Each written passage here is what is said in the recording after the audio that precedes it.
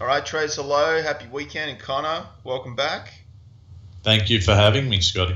It's episode 98, so we're very close to triple figures. And there's a little Oh, bit, yeah, I know. Geez, time flies when you're having fun as well. And I've got the Euro Swiss up here to start things off. Now, guys, we've got a few things to go over. So, Euro Swiss, Connor, it's been 24 days. And yeah. is there any, so the stop has been moved a little bit at all, or what's No, I've okay. kept it. It is at roughly 1.136. Oh, So, yeah. it's just been playing, it's been going sideways with me, doing the whole emotional roller coaster thing. In saying that, there's not a lot of emotion involved if you've done your risk management properly and Yeah, that's you're right. risking that minimal amount. Yeah. So if I get stopped out, look, been 24 days in a trade, 25 maybe if I get stopped out, say tomorrow. But that's not bad. You hear about these 5-minute traders blowing up their account in 24 Yes. days. So Yes, some less than that, in fact. So that's a very good sort of point. Now, we were chatting before, guys. I'll bring up just the Euro US dollar just to see what that is, just out of curiosity, because I'm sure people do. I knew that was something we didn't discuss. We do try and do a little bit of preparation before the episode ever run. I'll just bring up the Euro US dollar just to see sort of. it's just playing silly. Is it just absolute waste It's of time? just going back. Yeah, it's just going up and down. It's really rangy, really volatile at the moment. Oh, wow. What the I mean, heck, someone else can trade that. Jeez, how do people? That's pretty great. Oh, I had the hourly up. That's why it looks so crazy. That's why. Okay. So, Yeah, but look at the look at the daily. But what's that telling you? yeah. It's not telling me much. It's No, just telling it's me not. that no one knows what's going on. That's right. Yeah. Interesting with that. That's it looks similar to the although your Euro Swiss was more downtrending than this. Like this is really quite sideways. And look, guys, if you do trade the Euro, just be very careful because that's a big dice roll, and that's just gambling type. If you're just thinking it's gonna go higher, but who knows? That's not very that's hard to read there. So that's Euro Swiss. I'll go back to the entry. What was the entry again? Because this is a different chart for me. I don't have it written in here. On the Euro Swiss. Yeah. So I got in at it was 1.1305. Okay. Yep. Yeah.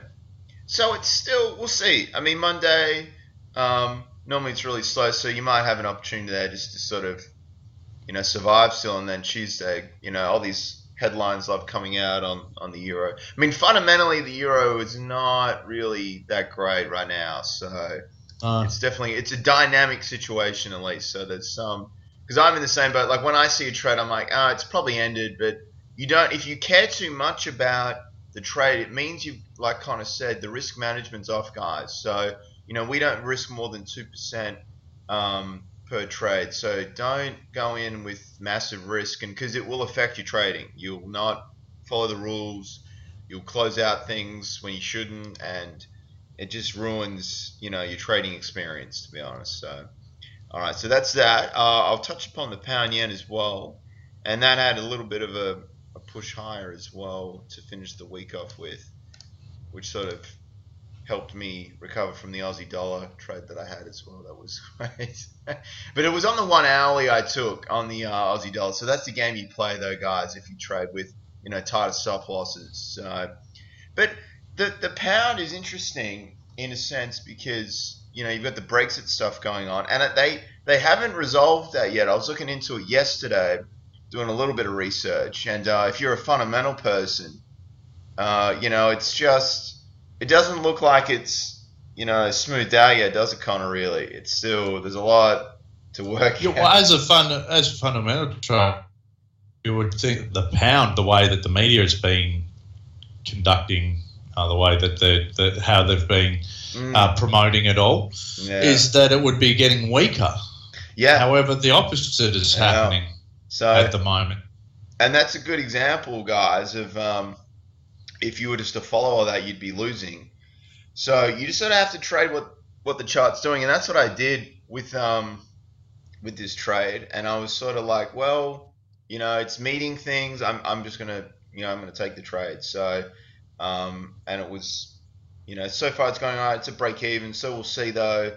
A lot of headlines can really throw things out because I'll just bring up the pound US as well, and I'll touch upon that briefly because that's that's just a pretty good example, especially on the daily how it closed as well. So I'll continue to watch this one because I'm not at risk with the pound yen. So if I was still risked 2% on the pound yen, I wouldn't go long on the pound US as well because I would be a little vulnerable to the situation with Brexit and everything, and they could go and vote Theresa May out potentially. So there's so much going on there that can affect things that I wouldn't want to go long another pound pair, but I potentially might. We'll see what it wants to do on Monday, and we'll sort of go from there really.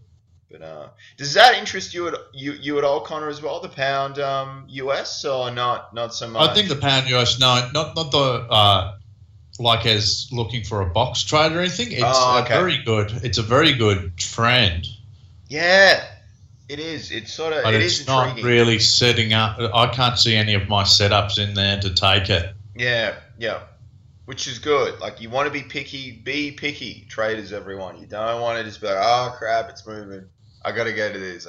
Don't do that. That's that's a recipe for disaster, really. Okay. All right, so that's the pound US. Now gold. Sorry, guys. We'll touch upon that. Now, Connor suggested the monthly chart because that really takes the excitement out of, all these aggressive bullish traders who are like, yeah, oh my god, to the moon, whatever.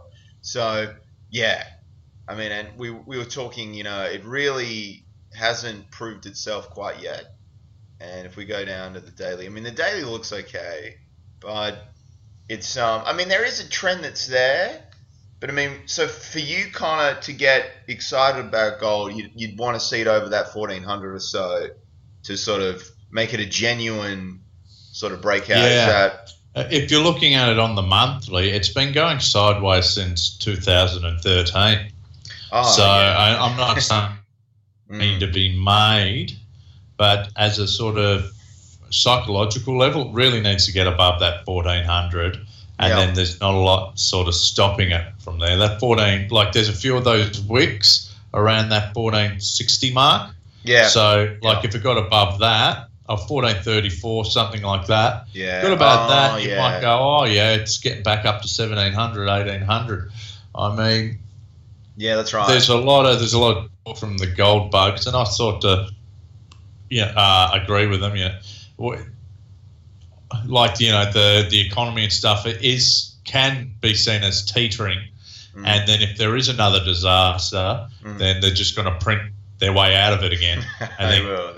And then gold would, in theory, would skyrocket, but just looking at the technicals there on the monthly, it's not doing anything that it hasn't been doing for the last 6 years. Yeah, it's just a natural cycle of things, isn't it, really? It's sort of, it was looking at, and then once it gets to 1350 to 1400, you probably see a lot of selling pressure come in. I think that's just the game that these, big banks and things play, that, that's like we've discussed before with the manipulation of gold. So if you were to look at gold and be like, oh my God, it's over 1300, I'm just going to pile in, we're sort of, suggesting pump the brakes a bit and review with a bit of clarity that it's not like, the Armageddon type thing hasn't happened yet. And it looks like, I just saw something, they might be easing off on the government shutdown. So it looks like Donald Trump's agreed to a couple of terms to